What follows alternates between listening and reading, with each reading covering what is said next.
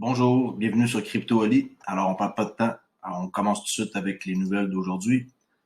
Pour le XRP, le prix d'aujourd'hui est de 38 cents 92 canadiens, en hausse de 6% en 24 heures. Alors, c'est super bien.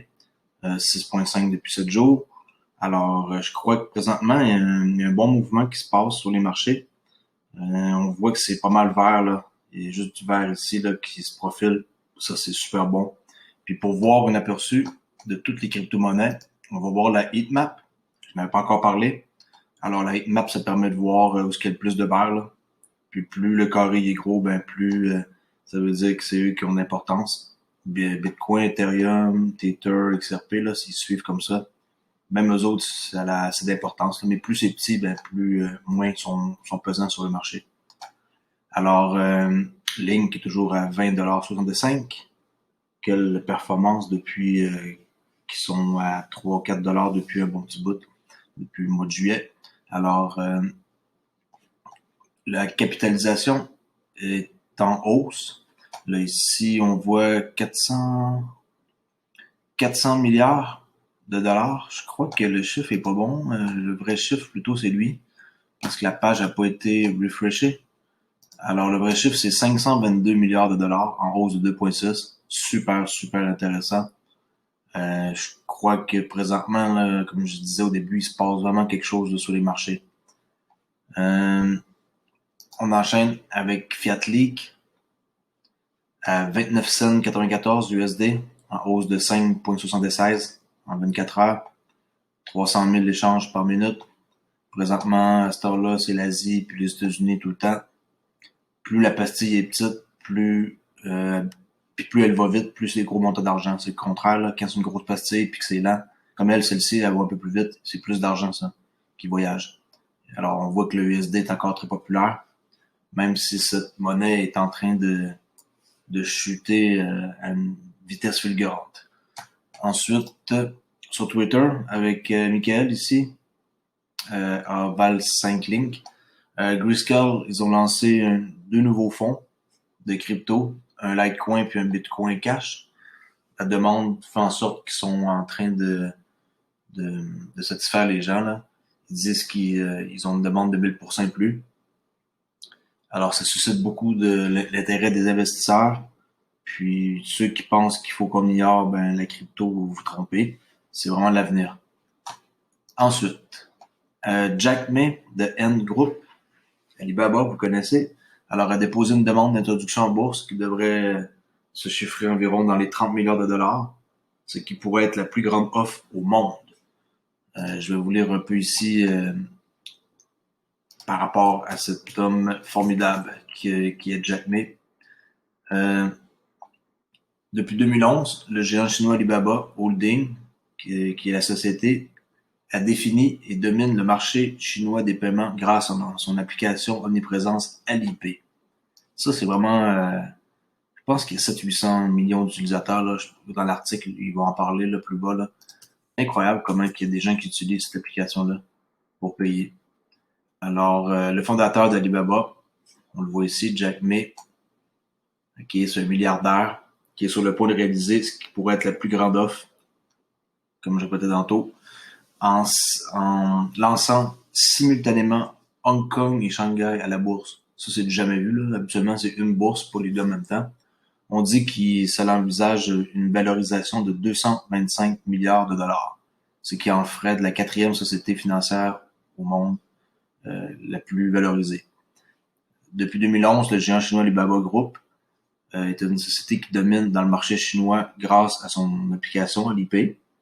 Puis elle gère également le fonds de marché UBAO, que je connais pas vraiment, et les unités de crédit à la consommation UAB, ça oui, je connais ça, et GAB. Basé à Hangzhou, une métropole tentaculaire au sud de Shanghai, ses ambitions vont bien au-delà de la simple finance. Voici un aperçu des unités commerciales et des défis auxquels l'entreprise est confrontée. Alipay, machine de 17 milliards de dollars. Ensuite, en 2009, ils avaient 75% du marché, dont 55% en concurrence pour WeChat de Tencent. WeChat, je vous répète, ils sont avec RippleNet, très important à mentionner. Alipay, comme je dis, ouais, c'est ça, 711 millions d'utilisateurs actifs, ce qui est énorme. Euh, Tout ça, c'est un article qui parle de chiffres puis qui montre la grosseur de toute la maison que Jack May possède. Anatomie sur le N Group, en asset management, en prêt, en paiement en ligne de 17 trilliards de dollars. C'est là qu'il y a le plus gros montant d'argent, là. Avec Alipay, là, ça, c'est gigantesque. Alors, je vous laisse regarder l'article si ça vous intéresse. Puis ici, pour finir, on voit le groupe financier N Group, que je vais prendre la peine d'encercler. On voit comment est-ce qu'ils sont rendus dominants. Juste à côté de Bank of America, vous imaginez, c'est aussi gros que Bank of America. Et c'est beaucoup plus gros que Citigroup, Royal Bank du Canada. Euh, Puis les plus gros, c'est JP Morgan. Là. Mais quand même, on voit comment qu'ils sont en train de prendre de l'ampleur. Sinon, une nouvelle par rapport à la Réserve fédérale sur contre Judy Shelton, elle qui récemment a été nominée pour être pour le Congrès, là, le gouverneur de la Réserve fédérale, est en train de comme se faire mettre des bâtons dans les roues, mais c'est pas grave. On s'en fout là. Cette femme-là, elle sait qu'est-ce qu'elle veut, puis je suis sûr et certain que ça va fonctionner. En plus que Donald Trump il l'aime comme pas possible. Alors, une note publiée et signée par d'anciens fonctionnaires et membres du personnel de la Réserve fédérale a appelé le Sénat à rejeter cette nomination. Eux, là, le problème, je vais vous dire, c'est quoi? C'est que elle veut changer des choses qui sont archaïques. Comme par exemple, elle veut le gold standard qui serait backé par une cryptocurrency comme par exemple XRP. Elle n'a pas mentionné XRP, mais c'est ce qu'il laisse croire. Alors que tous les gens qui sont là-dedans, qui ont une vieille mentalité, eux, ils veulent continuer à imprimer de l'argent. Ils veulent faire encore du quantity easing qu'on appelle, du QE, pour permettre à eux de toujours s'engraisser, puis de profiter de l'argent, puis d'empiler, parce qu'ils comprennent pas tout à fait le marché de la crypto. Alors elle, vu qu'elle veut faire le contraire, ben eux, ça les dérange, alors ils veulent la kicker off du, euh, du comité, dans le fond de la réserve. Et, elle a obtenu la dernière fois des votes un peu serrés, mais quand même elle a gagné. Puis les opinions de Judy Shelton sont si extrêmes et mal considérées qu'elles constituent une distraction, selon eux, pour accomplir des tâches. Ils disent que c'est inutile d'avoir une femme comme ça qui les distrait. Ben, c'est parce qu'ils veulent pas comprendre. Ils commencent à l'accepter, ils vont arrêter d'imprimer de l'argent, puis eux, ils vont arrêter d'en profiter. Alors, ces opinions sont extrêmes, ce qui a été évoqué dans une déclaration générale de condamnation. Condamnation, ouais. Excusez-moi. Madame Shelton a une historique de plusieurs décennies d'écrits et de déclarations qui remettent en question son aptitude à occuper une place au Conseil des gouverneurs de la Fed. C'est pas n'importe quoi, là, quand on réussit à siéger là-dessus. Ceci a été suivi d'une situation de problèmes spécifiques. Elle a plaidé pour un retour bon, au gold standard, là, c'est une mauvaise traduction, et elle a mis en doute la nécessité d'une assurance dépôt fédérale. Elle a même remis en question la nécessité d'une banque centrale. Alors, c'est un article qui est assez long, là. Non, ben au contraire, je pensais qu'il était plus long. C'est une courte article, mais c'est ça qu'ils veulent, là.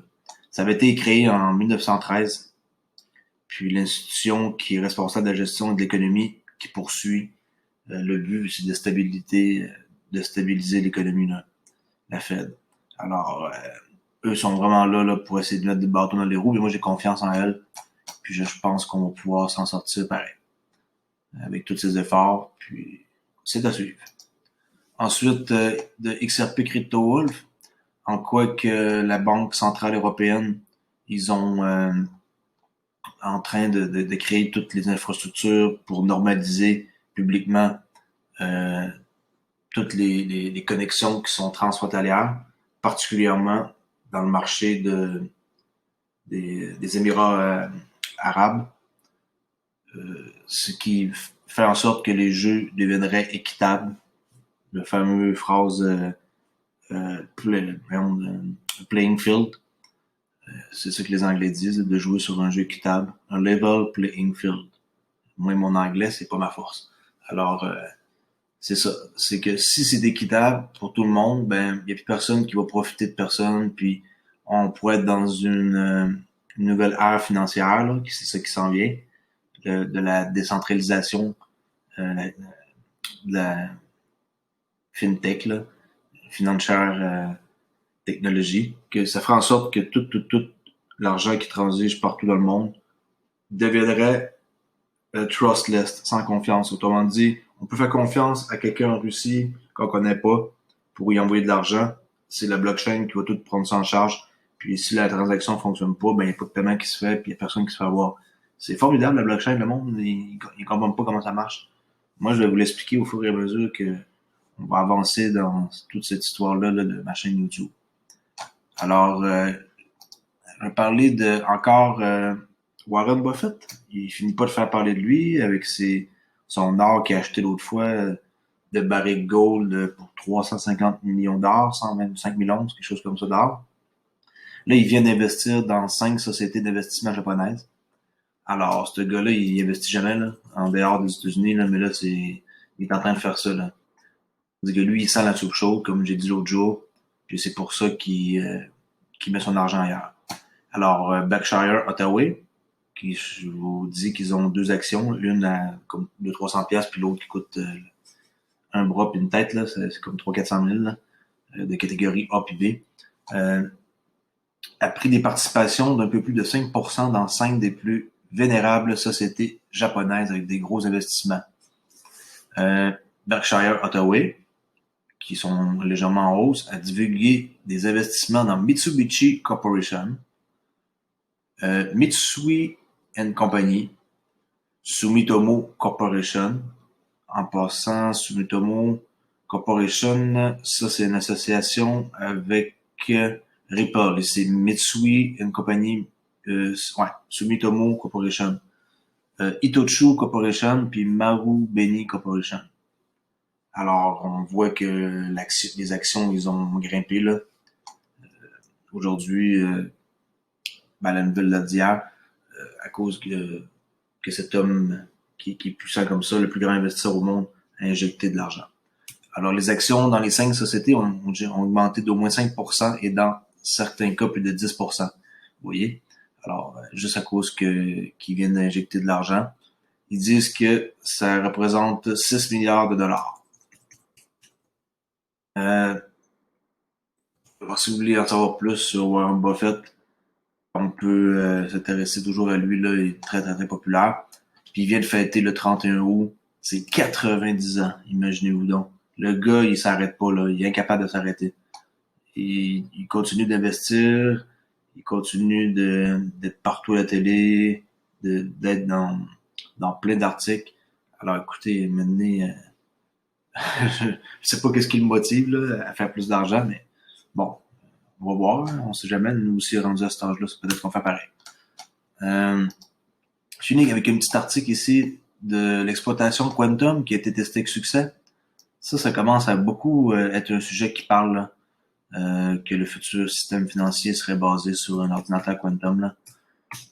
Deltaflow, universel de Riverlane, pourrait établir du Royaume-Uni la technologie de la quantum. Un spin-off de l'Université de Cambridge a terminé avec succès un essai d'une exploitation universelle quantique des mois après avoir reçu une subvention pour l'installer sur les ordinateurs quantiques du Royaume-Uni.